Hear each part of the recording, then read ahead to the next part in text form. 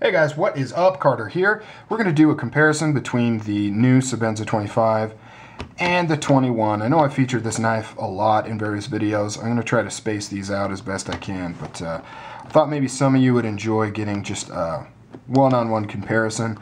I'm actually going to use both my 21s simply because my Insingo has just the plain titanium on both sides. This one does not have that, but it has the regular blade style. So between the two of them, you'll basically get all the features of the 21 that match the 25, if that makes sense. So we'll just take a quick look. Most of this stuff I've already talked about, but it's kind of nice to see them side by side. You can see how overall dimensions are the same. You know, they're not completely different. You're looking at very similar animals here. The blade, let's get a close up here. At first glance they look exactly the same, but if you really look close you can see how the 25 here is a little bit wider and it has a little bit more belly to it. This one's a tad bit more, you know, it comes to more of a point. It's more of a tapered drop, whereas this one stays a little bit wider and it's got a slightly more abrupt curve up here. Very slight though, we're not talking huge differences, but you can see how they are slightly different. You can also see other very subtle differences, like the plunge line here is a little different in the angle. This one has dual thumb studs, this one has single, but you can get dual in this as well. Flat ground for all intents and purposes, hollow ground. I'm not going to get into performance of each of those. I mean, for my uses, it's 6s. I mean, they both work just as well.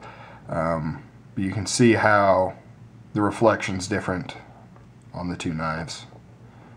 One being flat and one being hollow. The beveling around the top is about the same. This one has a larger pivot. Both have a stop pin right here. This one looks to be wider in circumference, not by a ton, but a little bit.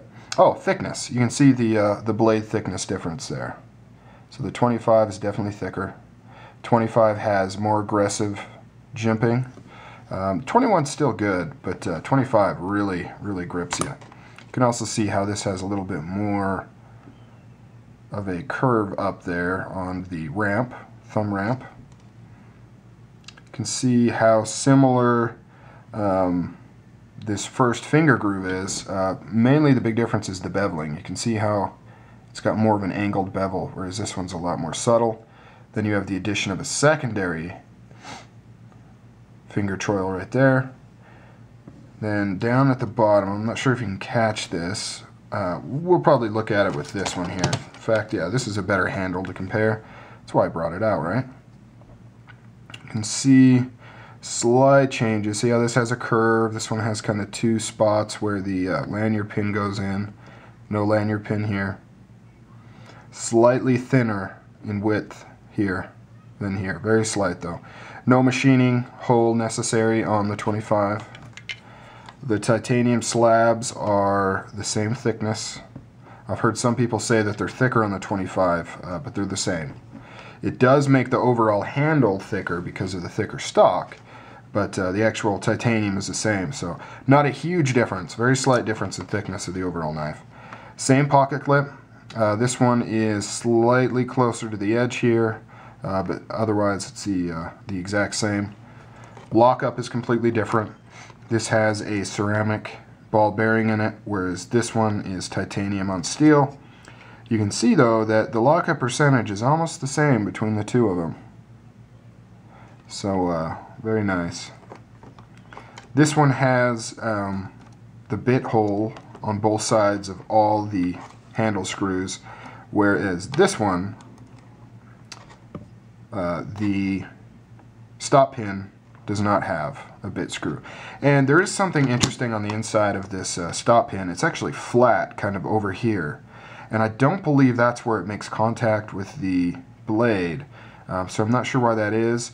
And this is all coming from somebody else's takedown video that I watched, but yeah, I found that interesting. And also it didn't seem like this would rotate. The stop pin does not rotate freely, whereas this one has a kind of a bushing on it that goes around the actual post that goes all the way through.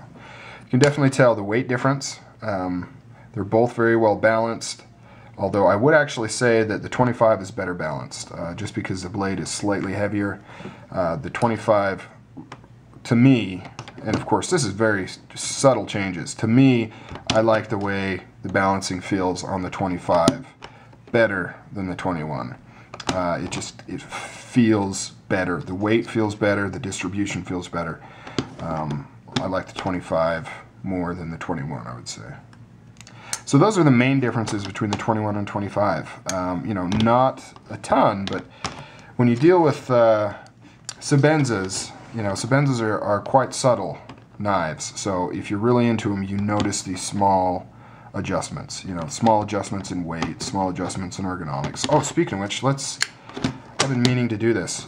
Direct ergonomic compare. I wanted to see which one. Yeah. 25 feels better. Not that the 21 feels bad, but this extra finger groove right here, it just, I don't know, it just makes it feel nicer.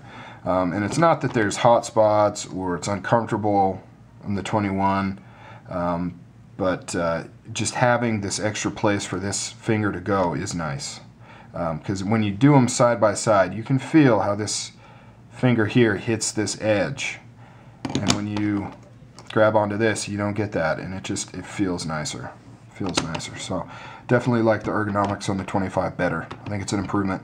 The more I actually compare and spend time with the 25, the more I say that that it's an upgrade. I mean, all around, I think the 25, because at first my position, if you remember, was that I kept saying that it's too different to be just an upgrade, and it's not different enough to be its own knife.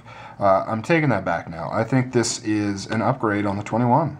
I think it's, you know, once you get kind of past some of the things you're comfortable with on the 21, the 25, I think, is just an improvement. It's just a better knife all around. I mean, really the only thing I would say is even debatable is the hologram compared to the flat, because that's kind of a personal preference type thing. Some people prefer the hollow, some people prefer the flat, some people don't care. I'm kind of in the don't care thing. You know, for my needs, it doesn't really matter. Everything else, though, that's featured on this, I would say is a legitimate improvement on design to the 21. But that's just me. You can be your own judge. All right, I'll do a comparison to the Umnums on next, just for fun. All right, guys, take it easy.